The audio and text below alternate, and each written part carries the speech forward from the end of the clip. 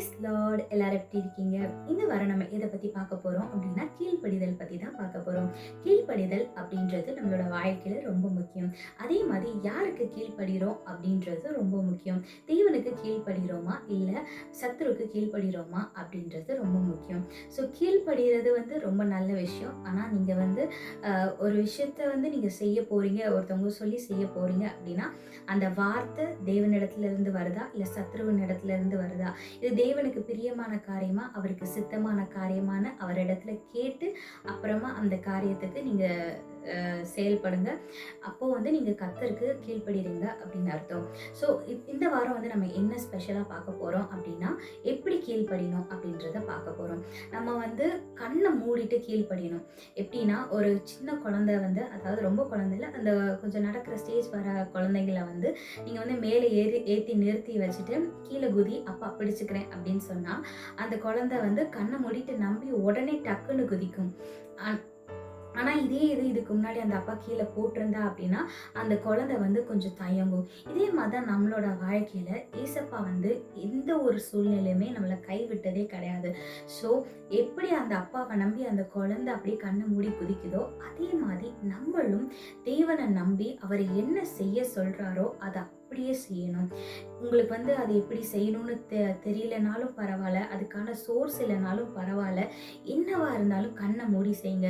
For example பைபிளில் நோவாவை பேழையை கட்ட சொல்லும் போது நோவாவுக்கு பேழைனா என்னன்னு தெரியாது, மழைனா என்னன்னு தெரியாது. ஆனாலும் தேவன் சொல்ல சொல்ல அவர் செஞ்சார். அவர் கீழ்ப்படியும் போது தேவன் ஒவ்வொன்றா அழகாக கைட் பண்ணார். எந்த மெட்டீரியலில் கட்டணும், எந்த அளவில் கட்டணும், எத்தனை விண்டோஸ் வைக்கணும், எத்தனை டோர் வைக்கணும், எத்தனை மிருக ஜீவன்களை எப்படி எல்லாமே தேவன் ஒவ்வொன்றா கைட் பண்ணார்.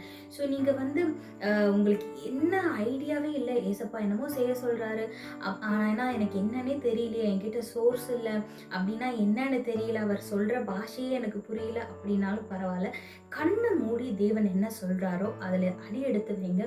தேவன் நிச்சயமாக உங்கள் கீழ்ப்படிதலுக்கு பெரிய பலனை கொடுப்பார், உங்களை ஆசீர்வதித்து உயர்த்தி வைப்பார். இந்த மாதிரி என்னோட வாழ்க்கையில் நான் நிறைய விஷயங்களில் நான் கண்ணை மூடி கீழ்ப்படிஞ்சிருக்கேன் என்னன்னே தெரியாமல். ஸோ அதில் 2 காரியங்களை நான் உங்களோட கூட பகிர்ந்து கொள்ள போகிறேன். முதலாவது என்ன அப்படின்னா, நான் காலேஜ் படிக்கும் போது பிஆர்க்கு செலக்ட் பண்ணது தான். பிஆர்க்குனா என்னன்னே தெரியாது. நாங்கள் காலேஜ் ஸ்கூல் முடிச்சுட்டு காலேஜ் அடுத்து என்ன கோர்ஸ் செலக்ட் பண்ணணும்னு தெரியாமல் இருந்தப்போ வழிகாட்டின்னு ஒரு ப்ரோக்ராம் நடந்துச்சு.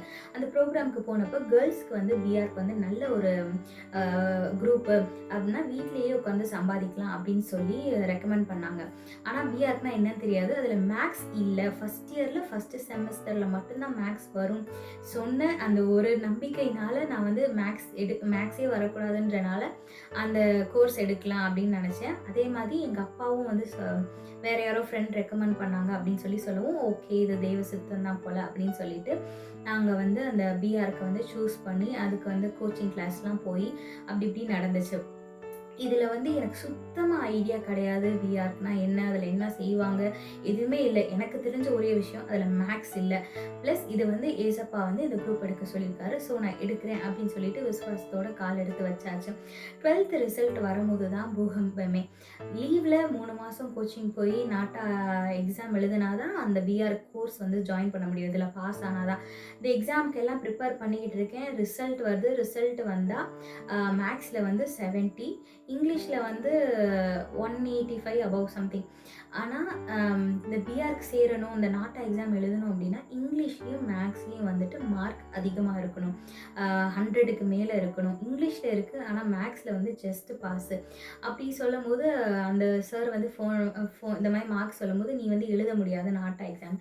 அப்போது ஏசப்பா கூட ஒரே சண்டை. அப்புறம் ஏன் என்னோட லீவெல்லாம் வேஸ்ட் பண்ணி இந்த குரூப்பை நீங்கள் தானே எடுக்கணும்னு சொன்னீங்க, அப்புறம் ஏன் எனக்கு இப்படி வாய்க்க செஞ்சீங்க, இது உங்கள் சித்தம் அப்படின்னா நான் நாட்டா எக்ஸாம் எழுதபடியே நீங்கள் செய்யுங்க அப்படின்னு சொல்லி நான் ப்ரேயர் பண்ணிவிட்டு ஒரே அழுக அன்னைக்கு ஃபுல்லாக விட்டுட்டேன். அப்புறம் அந்த சார் திடீர்னு அன்னைக்கு ஈவினிங்கே, அந்த காலையில் இந்த விஷயம் நடக்குது, ஈவினிங்கே அவர் ஃபோன் பண்ணி சொல்கிறாரு, இந்த வருஷத்துலேருந்து ரூல்ஸை மாற்றிட்டாங்களாம், ஜஸ்ட் பாஸ் ஆனால் போதுமா, அதனால் நீ வாமா, நீ எக்ஸாம் எழுதலாம் அப்படின்னு சொல்லியாச்சு. சரின்ட்டு ஓகே இது ஏசப்பா சித்தம்ன்றனால நடத்துறாரு அப்படின்னு சொல்லி நானும் ஓகேன்னு எல்லாம் ப்ரிப்பேர் பண்ணி போயாச்சு. நாட்டா எக்ஸாம். அதில் வந்துட்டு ட்ராயிங் ஒன்று நடக்கும், இன்னொன்று கம்ப்யூட்டரில் கோடிங் மாதிரி இருக்கும். அதுக்கும் படிப்புக்கும் சம்மந்தமே இல்லை. ஆனால் அதை ஏன் வச்சாங்கன்னு இன்ன வரைக்கும் எனக்கு தெரியாது. அந்த கோடிங்கில் வந்துட்டு ஒரு குறிப்பிட்ட டைமிங் இருக்கும். லைக் ஒன் மினிட்குள்ளே வந்து 60 கொஸ்டின்ஸ் அந்த மாதிரி அட்டன் பண்ணணும் அப்படின்னு ஒரு கம்ப்யூட்டரில் இருக்கும்.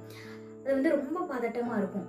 நான் வந்து ஃபஸ்ட் டைம் எழுதும்போது ட்ராயிங்கில் பாஸ் ஆகிட்டேன். ஆனால் அந்த கோடிங் இதில் பாஸ் ஆகலை, ஃபெயில் ஆகிட்டேன். அதேமாதிரி 2வது தடவையும் எழுதினேன், 2வது தடவையும் ஃபெயில். 3வது தடவை எழுதும்போது நான் வந்து ஏசப்பா இது உங்கள் சித்தம்னா இதில் நான் பாஸ் ஆகணும், இல்லைன்னா நான் வந்து அடுத்த அட்டம்ப்ட் எழுத மாட்டேன், நான் வேறு ஏதாவது கோர்ஸ் எடுத்துருவேன்னு 3வது அட்டம்ப்டில் நல்ல மார்க்கோடையே பாஸ் ஆகியாச்சு.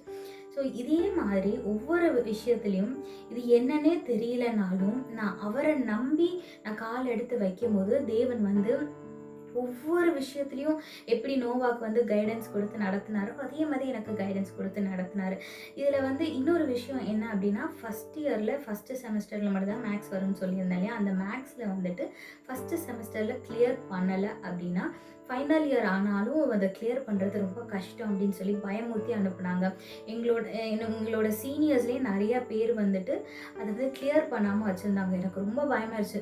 சுத்தமாக நம்மளுக்கு மேக்ஸே வராது, இதில் இப்படி வேற சொல்கிறாங்களேன்ட்டு ஒரே பயமாயிருச்சு. இருந்தாலும் நான் விசுவாசத்தோடு அந்த மேக்ஸ் எக்ஸாம் எழுத போனேன். ஹாலில் பார்த்தீங்கன்னா சுற்றி எல்லாருக்கும் பிட்டு வருது.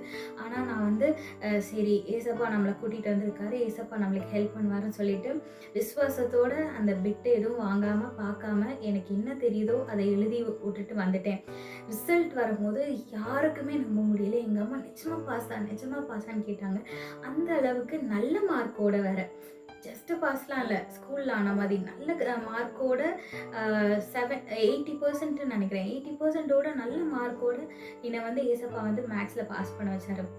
ஸோ இந்த மாதிரி தான் நீங்கள் வந்து கண்ணை மூடி நீங்கள் நம்பும் போது தேவன் வந்து எல்லா விஷயத்தையும் உங்களை கைட் பண்ணுவார். உங்களுக்கு வந்து எல்லாம் ஃபேவராக நடக்கிறதுக்கு கிருபை செய்வார். அதே மாதிரி உங்களை உயர்த்தியும் வைப்பார்.